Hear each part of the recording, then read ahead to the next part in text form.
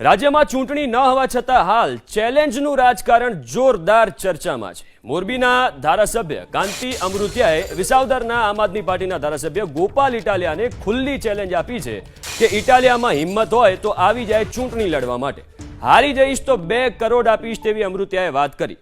જો કે ગોપાલ ઇટાલિયાએ પણ ચેલેન્જ સ્વીકારીને વિડીયો બનાવ્યો, સામે પડકાર ફેંક્યો કે 12 તારીખ બપોર પહેલા રાજીનામું આપી દો તો હું ચૂંટણી લડીશ।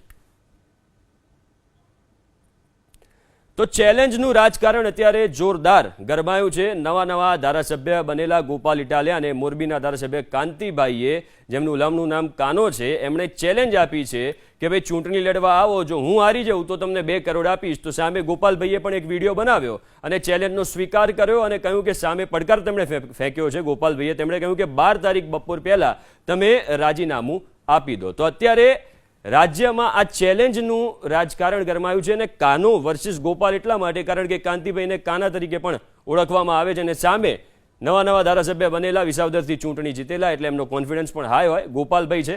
ત્યારે ચેલેન્જનું રાજકારણ જોરદાર ગરમાયું છે।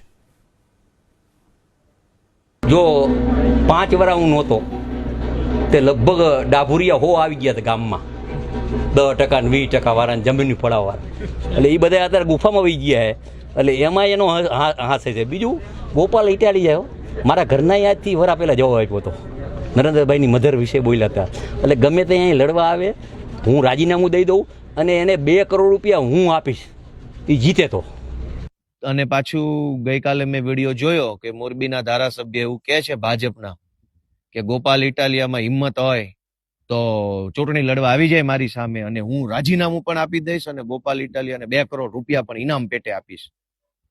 તો મારી મોરબીના ધારાસભ્યએ આપેલી આ ચેલેન્જને આપણે સ્વીકારી લઈએ છીએ સહર્ષ રાજી ખુશીથી કે જો તમે શુરા બોલ્યા ન ફરે, શુરા હોવ, મરદ માણસ હોવ અને એક જ વખત બોલતા હો, જબાનના પાક્કા માણસ હોવ તો આજે 10 તારીખ થઈ છે, મોડામાં મોડું 12 તારીખે બપોરે 12 વાગ્યા સુધીમાં રાજીનામું તમારું પડી જવું જોઈએ। ગોપાલ ઇટાલિયા પણ વટથી તમારા ચેલેન્જને સ્વીકારે છે।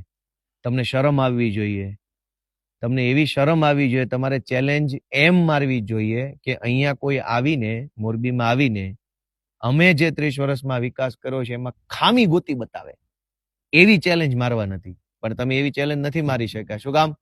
તમને ખબર છે કે બધું એવા કામની ચેલેન્જ મારશો તો ચાલે એમ જ નથી, કામ તો કંઈ કર્યા નથી।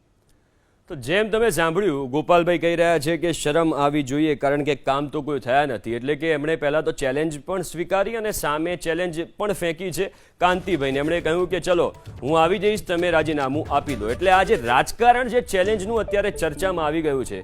મોરબીના ધારાસભ્ય કાંતિભાઈએ શું કહ્યું પહેલાં આપણે સાંભળ્યું કે ગોપાલ ઇટાલિયાને જ્યારે આવવું હોય ત્યારે આવે અને જો એ જીતી જશે તો 2 કરોડ મારે આપવાના। તો ગોપાલભાઈએ કહ્યું કે આ સહર્ષ આ જે ચેલેન્જ છે એને હું સ્વીકારી લઉં છું અને સામે પડકાર ફેંકું છું। એટલે અત્યારે જે રાજકારણ ગરમાયું છે અને તમે જાણો છો જેમ વિસાવદરમાં હમણાં જ ગોપાલભાઈ ચૂંટણી જીત્યા છે, એટલે આમ આદમી પાર્ટીનો કોન્ફિડન્સ હોય કે ગોપાલભાઈનો કોન્ફિડન્સ હોય એકદમ હાઈ હોય, કદાચ એ કોન્ફિડન્સમાં એમણે આ નિવેદન આપ્યું પણ હશે અને સામે કામનો પડકાર પણ ફેંક્યો છે। એટલે આ બંને જે ધારાસભ્યો છે તેમણે શું કહ્યું આપણે સાંભળ્યું। એક રીતે જોવા જઈએ તો બીજેપી વર્સિસ આપ ફરી એકવાર થઈ ગયું કારણ કે ધારાસભ્ય ગોપાલ ઇટાલિયાને ખુલ્લી ચેલેન્જ ફેંકવામાં આવી છે કે ઇટાલિયામાં હિંમત હોય તો આવી જાય ચૂંટણી લડવા માટે અને હારી જઈશ તો 2 કરોડ આપીશ। આ વાત કાંતિભાઈ અમૃતિયાએ કરી। જો કે ગોપાલ ઇટાલિયાએ પણ ચેલેન્જને સ્વીકારી લીધી છે, જેનો વિડીયો આપણે સાંભળ્યો કે ગોપાલભાઈ કહી રહ્યા છે કે મને હું આ ચેલેન્જને સ્વીકારું છું, તમે રાજીનામું આપી દો 12 તારીખ બપોર પહેલા, આ ચેલેન્જને હું સ્વીકારી દઉં છું। સાથે એમણે કહ્યું કે શુરા બોલ્યા ના ફરે, આવી કહેવતનો પણ ઉપયોગ કર્યો છે ગોપાલભાઈએ એમના વિડીયોમાં। ત્યારે હવે આગળ શું થાય છે જોવાનું રહેશે, તો બંને જોડે વાત કરીએ ત્યારે જ ખબર પડે। પણ ગોપાલભાઈએ પણ સામે પડકાર ફેંક્યો છે કે 12 તારીખ બપોર પહેલા તમે રાજીનામું આપી દો। એટલે કે બંને ધારાસભ્યો એકબીજાની સામે આવી ગયા છે। એક ધારાસભ્ય એવું કહી રહ્યા છે કે તમારી હિંમત હોય તો ચૂંટણી લડવા આવો, જો તમે જીતો તો હું તમને રૂપિયા આપું, 2 કરોડ આપી દઉં। તો સામે આમ આદમી પાર્ટીના ધારાસભ્ય એવું કહી રહ્યા છે કે હું તો તૈયાર છું, ચૂંટણી લડવા આવી જઈશ, તમે રાજીનામું આપી દો। તો આ રાજકારણ અત્યારે ગુજરાતમાં ગરમાયું છે।